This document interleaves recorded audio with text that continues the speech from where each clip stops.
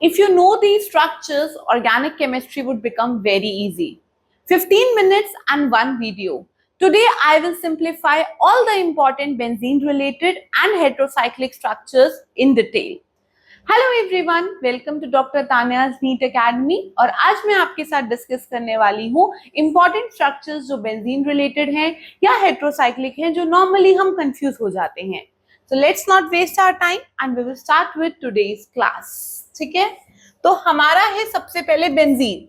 Benzene हम जानते हैं कि आपका साइक्लोहेक्सेन, साइकिल में हेक्सेन बना दो। हेक्सेन मतलब 6 कार्बन, 6 कार्बन को साइकिल में बना दो एंड उसके अंदर double single double single double bond बना दो, double single double single double single bond बना दो। That is your benzene. And याद रखना, ये इसके अंदर ये बहुत ज्यादा एरोमेटिक होता है एंड ये बहुत अच्छा खासा स्टेबल स्ट्रक्चर होता है, बिकॉज इसके इलेक्ट्रॉन रेजोनेंस से मूव कर रहे होते हैं, डीलोकलाइज कर रहे होते हैं। अगर मैं बेंजीन के ऊपर एक मिथाइल ग्रुप लगा दूं, CH3 लगा दूं, then it would become toluene. तो ये हो गया आपका टोलुइन। जब हम इसके ऊपर एक लगा देंगे, हमारा स्ट्रक्चर विच इज CH3। ठीक है, अगर मैं उसके ऊपर कोई हैलोजन लगा दूंगी बेंजीन के ऊपर, तो बन जाएगा हेलोबेंजीन। अगर मैं कोई नाइट्रो ग्रुप लगा दूंगी विच इज NO2, तो वो बन जाएगा नाइट्रोबेंजीन। तो आप देख सकते हो, हेलोबेंजीन में आपने एक हेलोजन लगा दिया। It can be chlorine, it can be fluorine, it can be bromine, it can be iodine. अगर क्लोरीन होगा तो क्लोरोबेंजीन, आपका ब्रोमीन होगा ब्रोमोबेंजीन। नाइट्रोबेंजीन आपने नाइट्रो ग्रुप लगा दिया। ठीक है, अगर आप एक अल्कोहल का ग्रुप लगा दोगे which is OH, then it is called as alcohol, phenol, phenol कहेंगे। अगर हमने NO2 लगाया था तो नाइट्रोबेंजीन था। अगर हम NH2 विच इज अमीन, अमीन लगाते हैं तो ये बन जाता है एनिलीन। तो ये हो गया एनिलीन। अगर आप एक एसिड लगा देते हो, carboxylic acid COOH, then it would become benzoic acid. अगर आप इसके ऊपर एक एल्डिहाइड लगा देते हो CHO, then it would become benzaldehyde. So benzoic acid आपने COH लगा दिया, देन बेंजेल्डिहाइड आपने CHO लगा दिया। हमने अल्कोहल भी लगा दिया, हमने अपना एसिड भी लगा दिया, हमने अपना एल्डिहाइड भी लगा दिया। अब आता है कीटोन। कीटोन हमें पता है C डबल बॉन्ड O होता है, बट उसके दोनों साइड पे कार्बन की चेन होनी चाहिए, तभी वो कीटोन बनेगा। अगर एक साइड पे कार्बन की चेन होगी और एक साइड पे हाइड्रोजन होगा, तब वो एल्डिहाइड बन जाता है। तो हम क्या करेंगे, एक CO लेंगे, उसके एक साइड पे CH3 which is a carbon chain and दूसरी साइड पे हमारी बेंजीन लगी हुई है। और कीटोन के लिए लास्ट में ओन लगता है, तो ये हो जाएगा एसिटोफिनॉन। तो ये हो गया हमारा एसिटोफिनॉन का स्ट्रक्चर। देन अगला स्ट्रक्चर आता है ईथर का विच इज ROR। तो R हमारा बेंजीन, बीच में एक ऑक्सीजन लगा दो और फिर से एक मिथाइल ग्रुप लगा दो, उसे कहते हैं एनिसॉल। तो आपका हो गया anisole. This is benzene with oxygen and with CH3।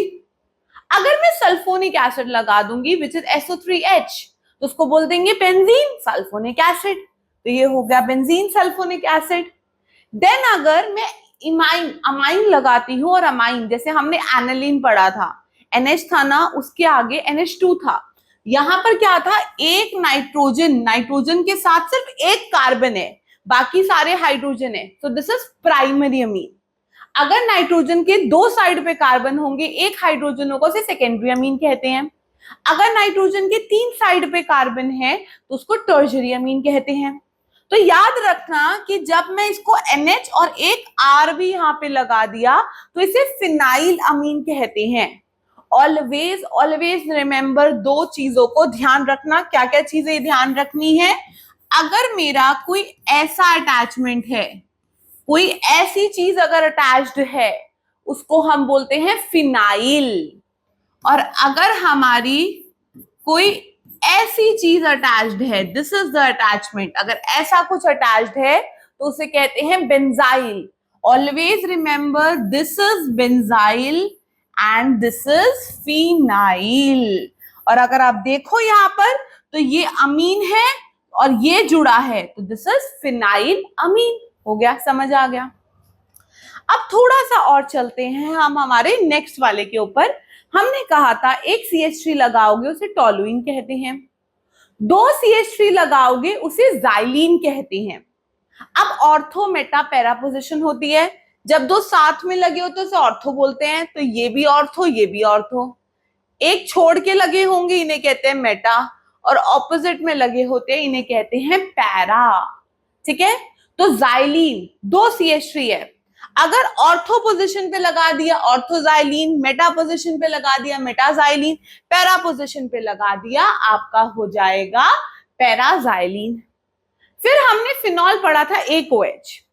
अगर 2 OH है, 2 OH अगर ऑर्थो पोजीशन पे है उसे कहते हैं कैटेकॉल, 2 OH अगर मेटा पोजीशन पे उसे कहते हैं रिसोर्सिनॉल, और 2 OH अगर पैरा पोजीशन पे है उसे कहते हैं हाइड्रोक्विनॉन। तो आप देख सकते हो हमारा यहां पर होगा ये रहा ortho position catechol, para position hydroquinone, meta position resorcinol. हमने 2 OH वाले भी, हमने सिंगल OH 2 OH पढ़ लिए, हमने सिंगल CH3 2 CH3 पढ़ लिया। अब अगर एक OH है और एक CH3 है, अगर एक OH और एक CH3 उसे कहते हैं क्रिसॉल। अगर वो ऑर्थो पोजीशन पे ऑर्थो क्रिसॉल, मेटा पोजीशन पे मेटा क्रिसॉल और पैरा पोजीशन पे पैरा क्रिसॉल, तो आप देख सकते हो OH and CH3 ortho position पे ऑर्थो, मेटा एंड पैरा क्रिसॉल हो गया। तो ये हमारे इंपॉर्टेंट स्ट्रक्चर्स हो गए। फिर होता है हमने बेंजीन के ऊपर CH3 लगाया, CH3 is methane which is an alkane. अगर मैं एल्कीन लगा दूंगी बेंजीन के ऊपर, और मिनिमम आपको पता होगा एल्कीन कभी भी 2 कार्बन से कम तो बन नहीं सकता, ना तो एल्कीन बनेगा और ना ही आपका एल्काइन बनेगा, दोनों में हमें मिनिमम 2 कार्बन चाहिए होते हैं। तो अगर मैं एल्कीन लगा दूंगी which is ethene on a benzene chain, that is called as styrene. तो अगर आप देखोगे this is alkene and this is benzene, this would become styrene, ये हो गया हमारा स्टाइरीन। अब अगर आपको याद हो, आप लोगों ने ऑर्गेनिक केमिस्ट्री में आइसोप्रोपाइल, नियोप्रोपाइल या नियो, आइसो, सेकेंडरी, टर्शरी पढ़ा था। जरा मैं एक बार आपको वो भी समझा देती हूँ क्या होता है। एक कार्बन के ऊपर यहां CH3, इस तरीके से अगर कोई भी चीज आगे कुछ भी अटैच्ड है तो इस स्ट्रक्चर को मैं बोलती हूं आइसो। और 3 कार्बन है और अगर क्लोरीन लगा है तो आइसोप्रोपाइल हो जाता है ये, क्योंकि आपने 3 कार्बन से अटैच करा है। ठीक है, अगला टर्म नियो कब आता है? नियो आता है कार्बन के साथ CH3 CH3 एंड यहां एक CH2 है। अब ये किसी चीज से आगे जाके अटैच्ड है, तो मिनिमम 5 कार्बन चाहिए होते हैं नियो के अंदर, तो ये होता है नियो पेंटाइल। ठीक है, अब देखो, अब मुझे एक स्ट्रक्चर दिखा CH3 और आगे एक और आ गया CH2 और ये जुड़ा हुआ है। अब देखो, ये देखो, दिस इज आइसो स्ट्रक्चर, और अब आइसो में 4 कार्बन आ गए तो इसे कहेंगे आइसो ब्यूटाइल, ये हमें याद रखना है। तो अगर मैंने आइसोप्रोपाइल को बेंजीन के ऊपर लगा दिया तो वो बन जाएगा क्यूमीन। तो आप देखोगे ये अटैचमेंट है, तो यहां पर क्या होता है, दिस इज, ये थोड़ी सी गलती है, इस तरीके से हमारा CH3 और CH3 लगता है, इसे कहते हैं हम क्यूमीन। आइसोप्रोपाइल जब लगता है बेंजीन के ऊपर that is called as cumene. अब हमारा, हमने एनासोल पढ़ लिया, हमने अपना मतलब ईथर वाला पढ़ लिया, एसिड वाला पढ़ लिया, ये सब चीजें पढ़ ली। अगर मेरी 2 बेंजीन रिंग साथ में जुड़ गई उसे नैफ्थलीन कहते हैं। अगर 3 बेंजीन रिंग साथ में जुड़ गई फ्यूज, उन्हें कहते हैं एंथ्रासीन। तो आप देख सकते हो नैफ्थलीन एंड एंथ्रासीन।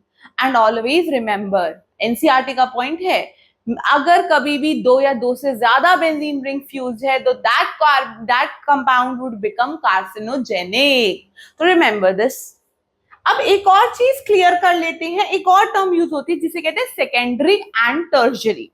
तो देखो, जो भी अटैचमेंट वाला पॉइंट है, this is the attachment point, अगर ये 2 कार्बन से जुड़ा होगा तो इसे मैं कहती हूं सेकेंडरी, इसे मैं कहती हूं सेकेंडरी। अब अगर आप सोचोगे तो आपको ये आइसोप्रोपाइल जैसा लग रहा है, बट कभी भी प्रोपाइल में, इसीलिए कभी भी प्रोपाइल में हम सेकेंडरी टर्म यूज नहीं करते, हम आइसो यूज करते हैं। लेकिन अगर आप क्या करोगे, जो अटैचमेंट वाला पॉइंट है, अगर वो 3 कार्बन यूनिट से जुड़ जाएगा तो 3 वाला इज टर्जरी, तो ये बन जाएगा टर्जरी। याद रखना, नियो के अंदर इसके आगे एक और था और फिर अटैचमेंट थी, नियो में ऐसा नहीं था। So just remember this point, तो याद रखना। तो ये हो गया हमारा टर्शरी, और TERT लिखते हैं। अब चलते हैं कुछ हेट्रोसाइक्लिक रिंग्स के ऊपर। होमोसाइक्लिक होती है जब साइकिल के अंदर सारे एक ही कार्बन कार्बन है। तो पुरानी सारी रिंग्स जितनी भी हमने पढ़ी, सबके अंदर सिर्फ कार्बन था रिंग के अंदर, तो होमोसाइक्लिक रिंग्स थी। अब आ जाते हैं हेट्रोसाइक्लिक रिंग्स के ऊपर, जहां पर हमारे कार्बन के अलावा कोई और चीज हमारी रिंग के अंदर होगी। मेरी 6 मेंबर रिंग है, एक नाइट्रोजन आ गया, दिस विल बिकम पिरिडीन।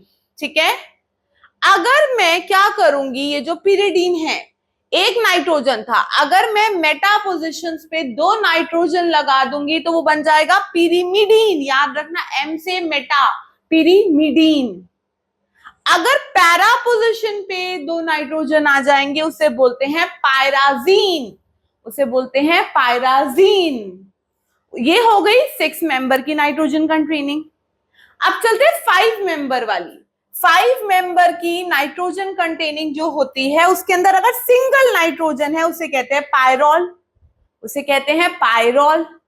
अगर इनके ये मेटा पोजिशन, एक तरीके से यहाँ पे मेटा, इमीडाजोल कहते हैं, इनको कहा जाता है इमीडाजोल। और अगर साथ साथ में 2 नाइट्रोजन जुड़े हैं उसे कहते हैं पायराजोल। तो pyrrole single nitrogen 5 member ring, pyrazole 2 nitrogen है और दोनों एडजेसेंट पोजीशन पर हैं, 2 नाइट्रोजन है एक जगह छोड़कर है, तो इमीडाजोल हो गया। ठीक है, अगला होता है अगर नाइट्रोजन की बजाय एक ऑक्सीजन है, उसे कहते हैं furan, so this is called as furan. अगर पायरॉल में नाइट्रोजन की जगह ऑक्सीजन हुआ, फ्यूरान। अगर नाइट्रोजन की जगह आपका हो गया सल्फर, उसे कहते हैं thiophene, so this is thiophene. यहां तक समझ आ गया। अगले स्ट्रक्चर पे चलते हैं, विच इज ऑक्सेजोल एंड थायोजोल। समझो, ऑक्स मतलब ऑक्सीजन, एजोल टर्म नाइट्रोजन जब होता है तो हम उसके लिए अजोल लगाते हैं। एजोल का मतलब होता है कोई भी ऐसा कंपाउंड जिसके अंदर 5 मेंबर का होना चाहिए, एक तो रिंग, पहली चीज 5 मेंबर होनी चाहिए। दूसरा, उसके अंदर एटलीस्ट एक नाइट्रोजन होना चाहिए, और नाइट्रोजन के अलावा कुछ और, एक और मॉलिक्यूल होना चाहिए, या तो नाइट्रोजन हो जाए एक और, या ऑक्सीजन हो जाए, या सल्फर हो जाए, उसे बोलते हैं एजोल। तभी आप देखो इमीडाजोल, 5 मेंबर एक नाइट्रोजन मस्ट, दूसरा एक और नाइट्रोजन आ गया, 5 मेंबर एक नाइट्रोजन, दूसरा नाइट्रोजन आ गया, एजोल, तभी उसके आगे पायराजोल लगा हुआ है। और पायरॉल में सिर्फ एक ही था, तो आपका दूसरा कोई और आया नहीं, तो एजोल नहीं लगा। तो आप देखो, ऑक्सीजन और नाइट्रोजन लग गया, ox azole. Ox is representing oxygen, azole is representing, एक तो नाइट्रोजन होगा ही होगा। तो 5 मेंबर नाइट्रोजन प्लस ऑक्सीजन बन गया एजोल। अगला है थायाजोल। कहीं पर भी थाया टर्म यूज है, थायो टर्म यूज है, दैट मींस इसमें सल्फर होगा ही होगा। हमने अभी पढ़ा ना, थायोफीन अगर एक सल्फर है, तो थायाजोल मतलब सल्फर है, एजोल है मतलब 5 मेंबर होगी और एक नाइट्रोजन पक्का होगा। तो sulphur and nitrogen, this is called as thiazole. तो ये आपके बेसिक स्ट्रक्चर्स होते हैं। अगर आपको इतना आता है ना, तो बहुत इजी से हमें ऑर्गेनिक केमिस्ट्री समझ आने लग जाती है। I hope you liked the class. Thank you so much.